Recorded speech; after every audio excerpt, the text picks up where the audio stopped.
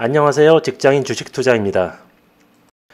예고된 대로 지난 5월 3일 1년 만에 공매도가 재개되었는데요. 아니나 다를까 이날 무려 공매도 금액이 1조를 넘어서면서 많은 종목들이 크고 작은 하락을 피하지 못했습니다. 설마 하면서 주식을 갖고 있던 많은 개인 투자자들이 그대로 공매도로 피해를 보는 상황이 나왔네요. 특히 그동안 상승세가 강했던 IT 기술주, 제약주 등 업종을 가리지 않고 공매도에 타겟이 되었죠. 개인 투자자 입장에서는 주식 투자에 대한 회의감까지 들게 한다는 말이 나올 정도로 짜증나는 상황입니다. 오늘은 이 공매도의 장점과 단점, 그리고 우리나라에서 공매도라는 것이 어떤 문제를 갖고 있길래 이렇게 사회적으로 문제가 되고 있는지 한번 알아보도록 하겠습니다. 공매도, 그 뜻을 알아보면 없는 주식을 판다라는 것이죠. 무조건 주식을 샀다가 일정 기간 보유하고 파는 게 당연히 보통의 주식 투자자로서는 어떻게 없는 주식을 팔 수 있을지 이해하기 힘든 개념입니다. 공매도의 정확한 명칭은 차입 공매도죠.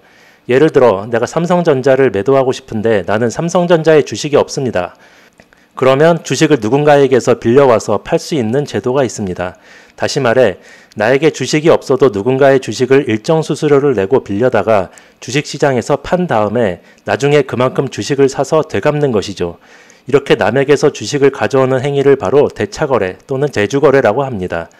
대차거래와 대주거래의 차이는 개인 투자자가 빌리냐, 기관 투자자가 빌리냐의 차이 정도로만 알아두시면 되고 두 가지 거래는 비슷한 개념입니다. 일반적인 상황에서 주식을 매도한다는 건 주식을 매수해야 매도할 수 있는데 대주거래를 하면 나에게 없는 주식도 팔 수가 있죠. 이것이 흔히 공매도라고 말하는 차입 공매도입니다. 그럼 이 공매도는 왜 하는 걸까요? 주식을 빌려서 매도한 후에 그 주식의 주가가 떨어지게 되면 처음에 빌린 값보다 더 싸게 살 수가 있죠. 주가가 떨어진 금액만큼 이익을 보는 구조가 됩니다. 일반적인 상황에서 주식을 매도한다는 건 주식을 매수해야 매도할 수 있는데 대주거래를 하면 나에게 없는 주식도 팔 수가 있죠. 이것이 흔히 공매도라고 말하는 차입 공매도입니다. 그럼 이 공매도는 왜 하는 걸까요? 주식을 빌려서 매도한 후에 그 주식의 주가가 떨어지게 되면 처음에 빌린 값보다 더 싸게 살 수가 있죠. 주가가 떨어진 금액만큼 이익을 보는 구조가 됩니다. 다시 정리하면 보통의 주식 투자는 내가 산 주식이 올라야 돈을 버는 개념이라고 하면 공매도는 주가가 떨어져야 돈을 벌 수 있습니다. 그래서 주로 국내외 기관 투자자들이 해당 주식의 주가가 떨어질 것이라 예상하면 공매도에 타겟이 되는 것입니다. 주가가 떨어져야 돈을 번다. 어떻게 생각하면 남의 아픔을 자기 이익으로 만드는 행위라 공매도를 보는 시선이 그리 곱지만은 않은 게 사실이죠. 이것 또한 자본주의 금융 시스템의 일부분이라고 보면 충분히 납득이 되는 부분입니다. 주가 지수가 떨어져야 돈을 버는 인버스 ETF처럼 말이죠. 기관 투자자들이 마음껏 공매도 제도를 이용하게 되면 그 타겟이 되는 종목은 주가가 단시간 내에 크게 하락할 수는 있습니다.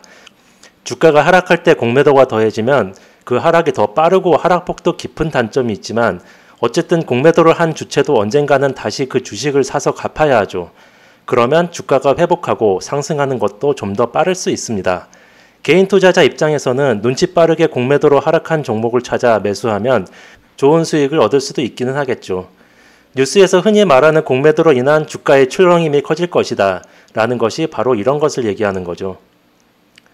물론 공매도가 항상 성공하는 것은 아닙니다. 공매도로 주가를 대량으로 매도했다가 그 종목의 주가가 올라버리면 큰 손실을 입게 되겠죠. 빌린 주식을 더 비싼 값에 사서 되갚아야 하니까요. 얼마 전 미국에서 일어난 게임스톱 사태를 아시나요? 미국의 게임스톱이라는 회사에서 이사진의 라이언 코언이라는 사람이 참여했고 그로 인해 주가가 급등하면서 공매도 세력의 표적이 되었습니다.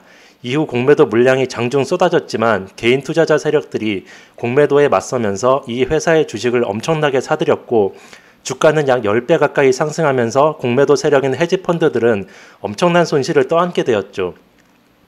이와 비슷한 사례가 한국에서는 셀트리온에 있었네요.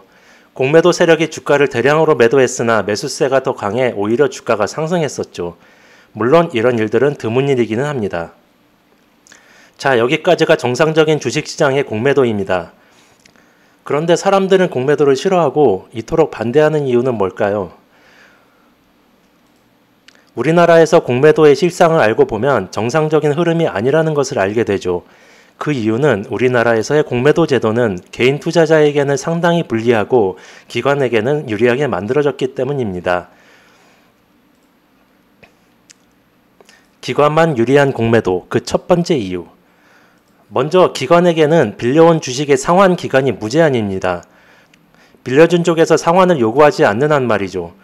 반면 개인 투자자가 주식을 빌리기에는 여러 가지로 까다로운 부분이 많고 빌린 후 60일 이내에 상환해야 하며 금액도 제한을 두는 등 여러 가지로 기관에 유리하게 만들어져 있죠. 상환 기간이 무제한이라는 것은 설령 공매도를 쳤는데 주가가 올라서 손해를 보더라도 일정 수수료만 내고 계속 보유하면서 주가가 내릴 때까지 기다릴 수가 있죠. 최근에 이런 상환 기간의 불합리함에 대한 시정 요구가 청와대 청원에도 올라와 있네요. 주가가 떨어질 때까지 공매도 수량을 더 늘리거나 자본과 기관 투자자라는 힘을 이용해 정말 악의적으로 나쁜 뉴스를 퍼뜨리는 등 여러 가지 수단을 동원해서 주가를 끌어내리는 것도 가능할 수 있다는 것입니다. 한 가지 예로 셀트리온 같은 경우 근 10년 동안 공매도 물량이 제대로 상환되지 않고 계속 쌓여 있다고만 합니다. 언젠가는 이 회사의 주가가 폭삭 주저앉을 거라는 확신이 있는 걸까요? 이렇게 엄청난 공매도 물량이 섞여 있는데 상환 기간이 없으니 굳이 주가가 올라도 사서 갚지를 않는 것입니다. 우리나라 대기업 상위 10개를 합친 것보다 셀트리온의 공매도 물량이 더 많다고 하니 사실 엄청난 거죠. 이쯤 되면 약간 치트키 수준 아닐까요?